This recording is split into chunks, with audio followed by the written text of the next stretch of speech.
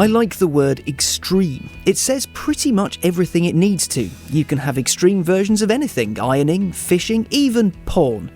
Anything. You can also get extreme cars, and the new Porsche 911 GT3 RS may be the most extreme of the lot.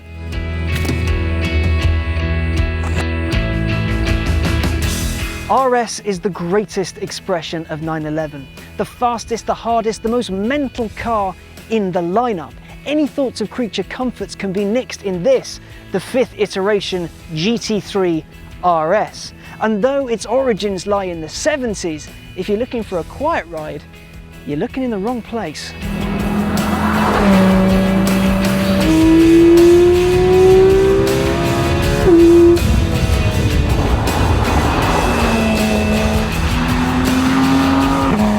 The GT3 RS's lineage goes back a long way, to the deepest 1970s in fact. You see, Porsche wanted to race a new 911 based car, but to do so it needed to appease the FIA's homologation rules. The Carrera RSs came with more power, less weight and greater sporting potential. Porsche made very few of them, and nowadays they go for silly money. Why? Because they're basically the purest expression of 911 you can get, the best stuff, the grade A. The RS cars that followed stuck to the same principles: more horses, fewer kilos and harder springs. They're essentially toned down racing cars. The latest GT3 RS takes the formula and makes it more, or should that be less? I have no idea at this point. It's 10 kilos lighter than the GT3, an already quite lithe car. Its curb weight sits at 1,420 kilos, and its 4-litre flat 6 produces 493 brake horsepower and 339 pound-foot. Porsche says it's good for 0 to 62 in 3.3 seconds, and it'll top out at 193 miles an hour. Now that sounds pretty quick to me, but I'll wager some of you are saying it's not fast enough. That'll be for a couple of reasons. The first is that for around 130k you have a lot of choice.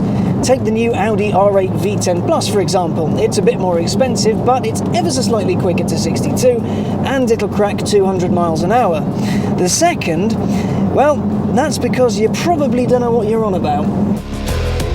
Because 0 to 62 times and top speeds do not a whole car make. Don't get me wrong, I'm just as impressed by tiny 0 to 62 times and high top speeds as the next guy, but it's how it gets to those speeds that's more impressive. How well a car can maintain its momentum.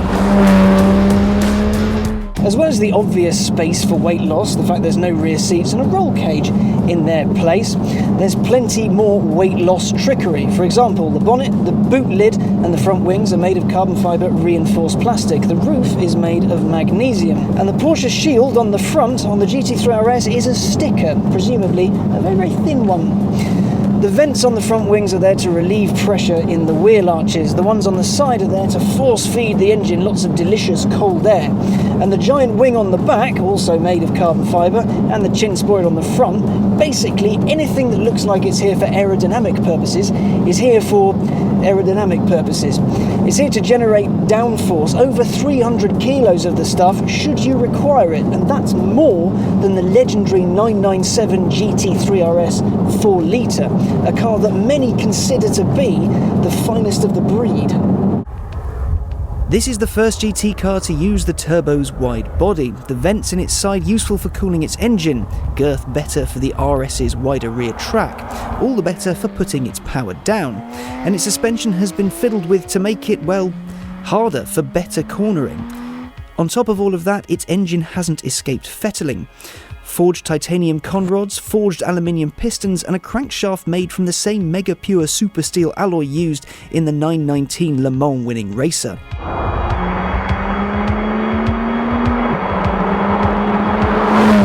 Now, because of all of its mega sporting pretensions, it's not the world's most comfortable car. You can feel every single bump you go over. And it's not really designed for the motorway. There's loads of road noise, and there's also lots of engine noise. Now the engine is beautiful, especially if you have the noisy exhaust button pressed and the PDK Sport button pressed.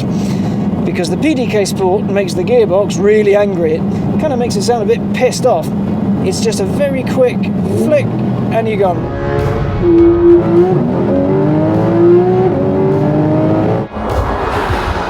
Here's the thing about the GT3 RS on the road.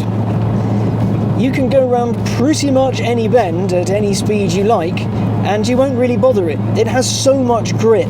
You get very, very few cars that provide you with as much feedback and give you enough confidence to maybe push it a little bit further, maybe do your job just a little bit better. The car works with you. It's a truly, truly brilliant thing, but this to me feels a bit like a Caterham. It's a 1% car. It's a car that 99% of the time isn't that great because it really wants to be driven on a track, it really wants to be driven hard. And if you try and use it for your commute, yeah, it'll hack the lumps and bumps, but you'll end up absolutely hating it. But this isn't a car you buy because you want a daily run around. This is the car you get when you want something fun to take to work every now and then, and you get to know your local track really, really, really well. But what did you expect from a car that's got a pit speed limiter in the console? This thing can lap the ring convincingly quicker than the Carrera GT. It's born of a car designed to go racing. So instead I'm going to a track to have a little bit of a play. How forgiving will it be, I wonder? Driving and driving safety. Sport. Oh.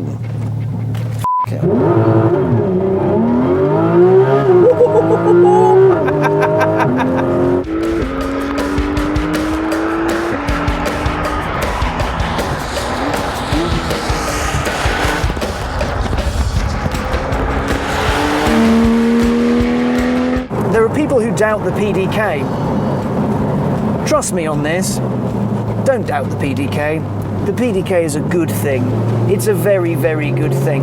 The control is right at your fingertips. It's right there.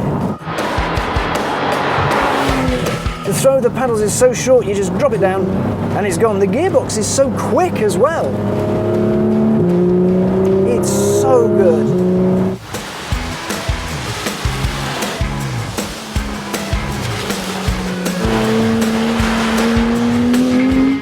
The brakes, these are the PCCBs, Porsche Carbon Ceramic Jobbies. When you need them to work, you can barrel into a corner and you can think, am I going to make this? Really? You can have a little bit of a moment of faith and they just stop you like that. Then there's the speed of it. You can carry so much speed through the corners. You doubt yourself because you think, no, that's too much speed. That's a bit too much. I'm not sure I can get away with that. And the car just does it.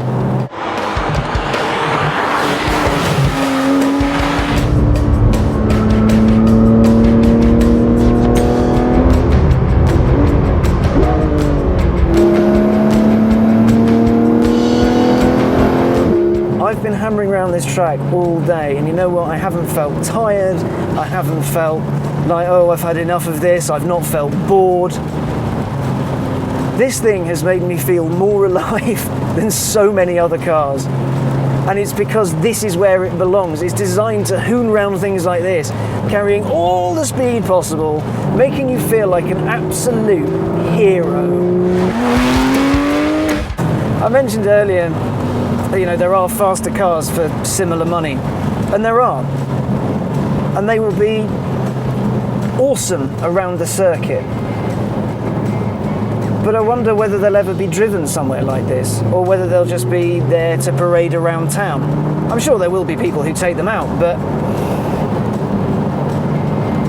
I don't think any of them will feel quite as at home. This car isn't about being the quickest in a straight line. It's not about being the quickest on the Autobahn. It's about being the quickest round here.